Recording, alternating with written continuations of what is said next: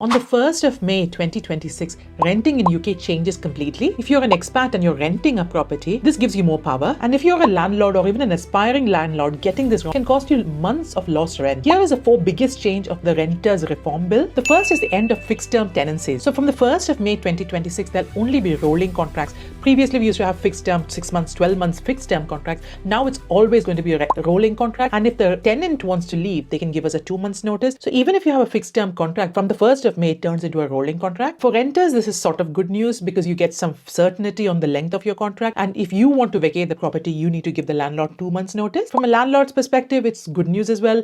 You get a tenant for a long time. But the downside is the tenant can give you 2 months notice to vacate the property, but you do not have that control. Most of the rights goes to the tenant and does not lie with you. So you have less control as a landlord, which brings me on to the next point, the end of no-fault evictions. Previously, a landlord could issue something called a Section 21 to the tenant for them to vacate the property, and it's called a no-fault eviction. So even if the tenant was a good tenant and had no fault, you could just give them the Section 21 and they had to vacate the property after 2 months. But from the 1st of May 2026, there's going to be a stop to the no-fault eviction. And if a landlord wants a tenant to leave the property, due to rent arrears, you can only instigate it after they've not paid rent for 3 months and then give them a 1 month's notice. And then you can take your tenant to court for the loss of rent. So you need to be out of pocket for at least 4 months to even start the court proceedings. And even then, there might be a delay in start of the court proceedings. You can also request access for your property if there's any antisocial behavior. And it's not just them being a bit annoying. There should be serious crime and police and things involved. Only then antisocial behavior counts. Or as a landlord, if you want to sell the property, you can have access to it, but you need to give the tenant 4 months notice,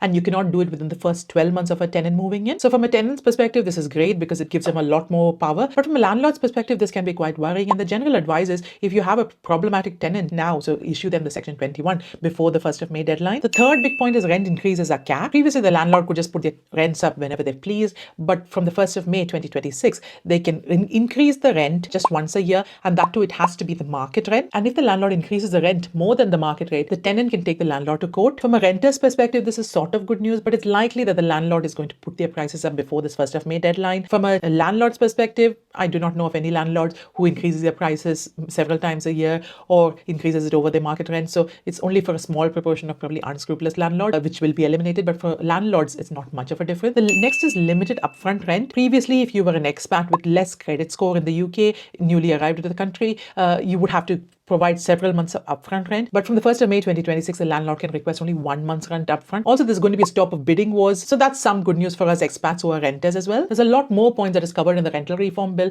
like an ombudsman, like penalties and things to be paid, pets, etc. So there's a lot more guidance, and this video will go on forever. I've done a PDF document with all the points summarized in the description box below. Please check it out because there's a lot more important points. And if you are thinking of putting your house as a buy-to-let property as you move up the property ladder, check this video out on the tax changes that you need to be aware of. I'll see you in the next video.